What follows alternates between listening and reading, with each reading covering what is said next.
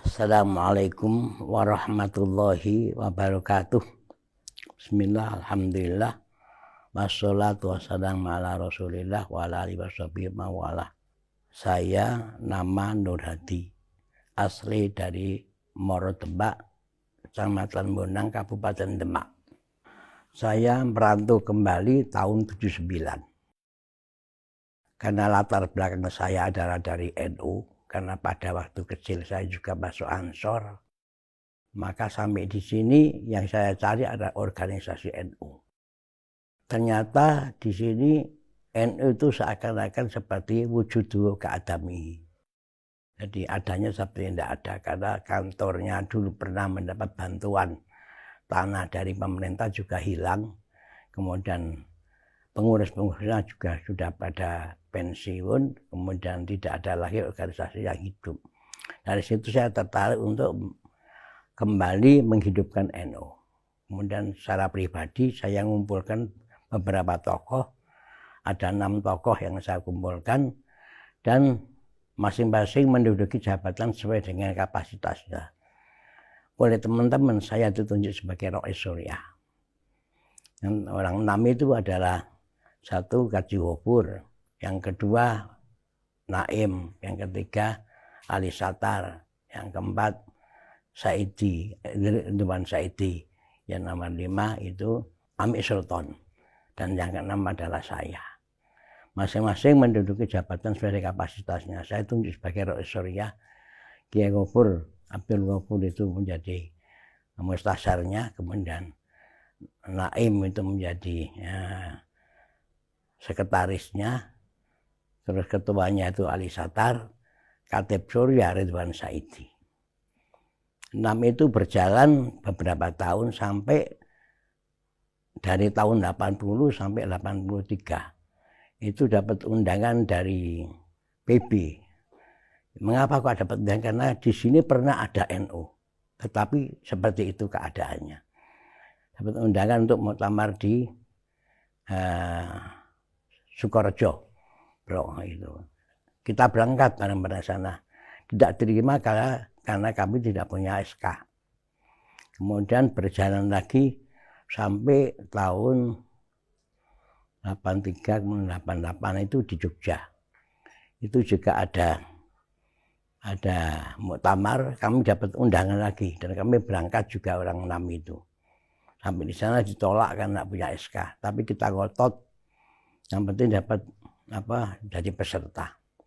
Kemudian menjelang muktamar di Cipasung, orang PB datang ke Bali bawa surat pembekuan karena kami tidak bisa melaksanakan konferensi wilayah.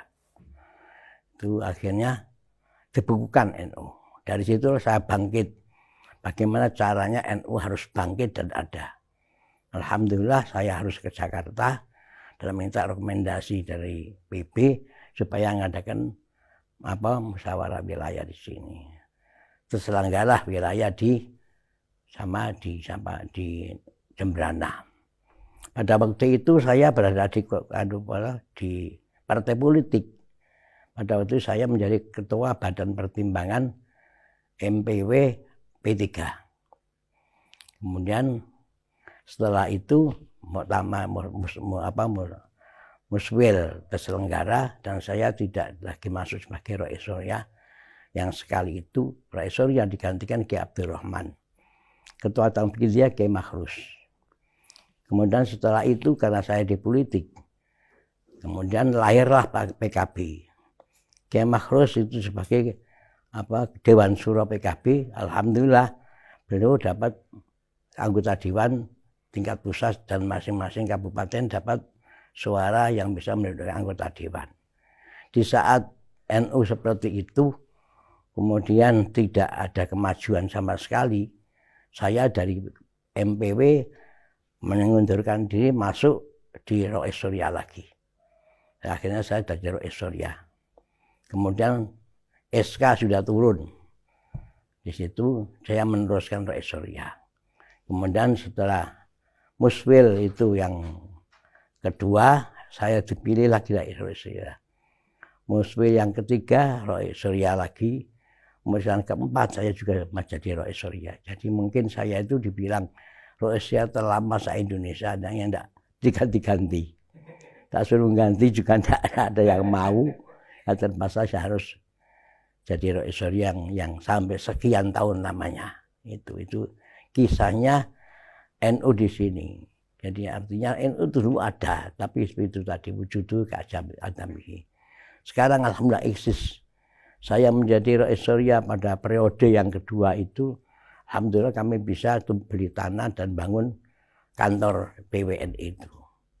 Dan sekarang saya pada jabatan yang ketiga dari NU mempunyai SK itu dengan ketuanya sekarang itu. Jadi setelah Kaji Jayadi itu 2 periode saya Rois Surya, ganti dengan Kaji Wawan. 2 periode jadi Rois Surya juga.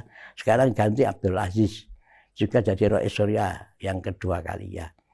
Itulah hasilnya sekarang itu punya Isnuba, Institut Teknologi, Sains dan Teknologi. Alhamdulillah sekarang sudah punya itu dari kita. Nah, dari itulah kemudian kita kembangkan dari sebenarnya itu NU itu ada di masing-masing kabupaten, tapi wujud dulu kami semua itu. Akhirnya kita hidupkan kembali NU di cabang-cabang. Alhamdulillah sekarang NU di 9 kota, kabupaten kota sudah ada NU semuanya. Dan eksis semuanya, alhamdulillah. Ya. Hanya saja yang sayang sekarang ini NU dari warga NU tidak ada yang jadi anggota dewan. Jadi pendekatan kepada pemerintah itu ya hanya semula gitu, sehingga tidak ada bantuan sama sekali dari APBD untuk NU sampai sekarang ini. Namun walaupun demikian kita tetap eksis pendekatan dengan pemerintah daerah. Dan alhamdulillah kemarin kami mengadakan pendekatan kepada gubernur. Akhirnya kami diberi bantuan 3M dari gubernur dari APBD gitu. Alhamdulillah. Artinya apa? Pemerintah juga mengakui bahwa NU itu ada. Nah, kisahnya NU diterima oleh orang Bali yang pada dasarnya adalah Muslim itu adalah yang satu menerapkan akhlakul karimah. Jadi kita selalu akhlakul karimah kepada mereka-mereka itu. Sebenarnya orang Bali itu baik karena dulu pada waktu masih belum ada masalah itu kami kalau masuk di kampung-kampung dengan pakai identitas Islam seperti pakai topi begini itu dia akan nyapa kepada saya. Kalkijo mas, kalkijo itu bahasa Bali mau kemana gitu. Simpang Dumun mas, Simpang Dumun itu mampir dulu. Yang ketiga ngajeng mas, ngajeng itu makan. Itu enak sapaannya dulu. Nah kemudian setelah terjadi bom Bali itu 2002 berubah 200 derajat. Orang Bali menganggap kepada NU, kepada orang Islam gitu loh. Sehingga kalau kami pakai di kampung-kampung pakai ini, itu seluruhnya orang Bali itu tuh nak Islam tuh, nak Islam itu matian boh gitu. Artinya itu nak Islam bunuh aja gitu. Itu jadi akibat daripada bom Bali itu sudah tragis sekali. Dan kerugian dari bom Bali itu ekonomi jatuh benar-benar.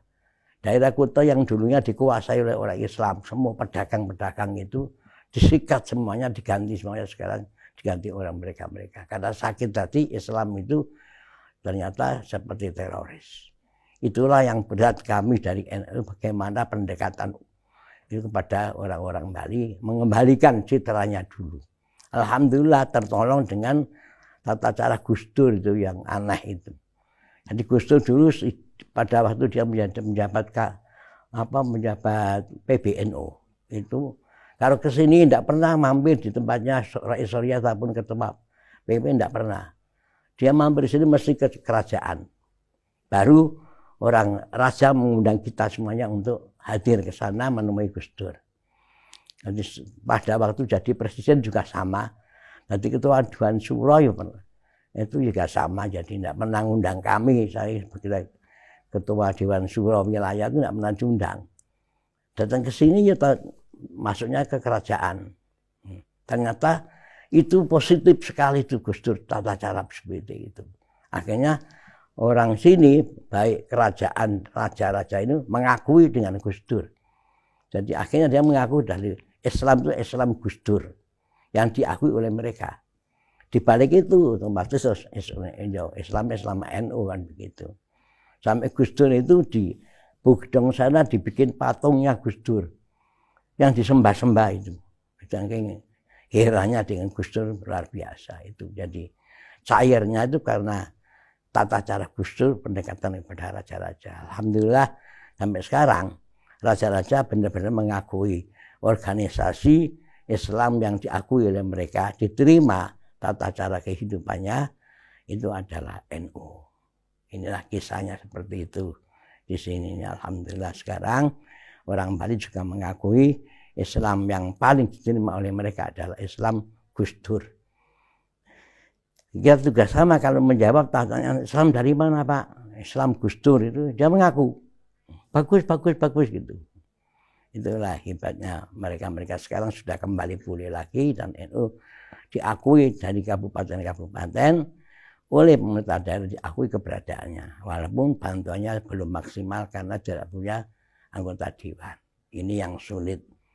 Sampai sekarang saya berusaha untuk bagaimana caranya NU ini punya warga yang menjadi anggota dewan sehingga kontribusinya kepada NU itu besar.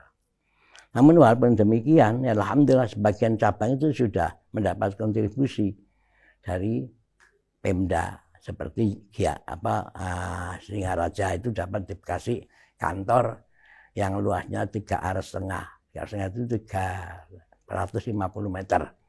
Itu dikasih dan diberi anggaran kemarin 200 juta untuk renovasi.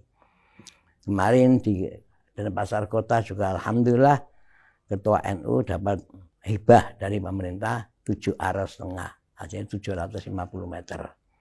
Kemudian di Gianyar juga dapat, jadi alhamdulillah di Jemberana juga dapat. Jadi akhirnya ada paling penting kan pengakuan itu. Jadi NU diakui oleh pemerintah daerah bahwa NU itu ada. Itu sehingga setiap ada kegiatan itu khususnya daerah Kabupaten Badung karena APBD-nya itu paling besar adalah Badung. Jadi Badung itu kalau ada acara NU baik itu Ansor apapun apa itu kita pendekatan kepada audiensi itu alhamdulillah beliau begitu antusias memberikan sumbangan paling tidak 50 juta. Tempo hari itu juga saya dapat bantuan untuk kegiatan Ansor itu Bansel itu dikasih seragam 200 seragam, dikasih uang 50 juta, dikasih kemudian dikasih dikasih ambulan 1. Itu antusiasnya kepala daerah Kabupaten Badung. Jadi artinya intinya adalah NU di Bali sekarang diakui keberadaannya. Itulah sesingkat sejarah keberadaan NU sampai sekarang. Demikian video dari kami, semoga bermanfaat. Kembali lagi kami ucapkan terima kasih atas waktu menontonnya, dan dukung kami agar semangat dalam berkarya dengan cara subscribe, like dan share video kami. Terima kasih. Wassalamualaikum warahmatullahi wabarakatuh.